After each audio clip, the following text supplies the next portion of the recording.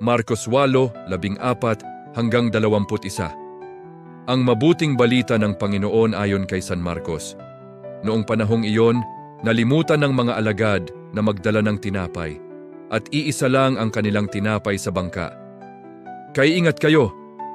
Ilagan ninyo ang lebadura ng mga Pariseo at ang lebadura ni Herodes, babala ni Jesus, sa kanila. Nag-usap-usap ang mga alagad. Wala kasi tayong dalang tinapay kaya niya sinabi iyon. Alam ito ni Jesus, kaya't sila'y tinanong niya, "Bakit ninyo pinag-uusapan na kayo'y walang dalang tinapay? Hindi pa ba kayo nakababatid o nakauunawa? Hindi pa ba ito abot ng inyong isip? Wala ba kayong mata? Wala ba kayong tainga? Nakalimutan na ba ninyo ng paghati-hatiin ko ang 5 tinapay para sa 5,000? Ilang bakol ang napuno ninyo sa mga lumabis na tinapay?"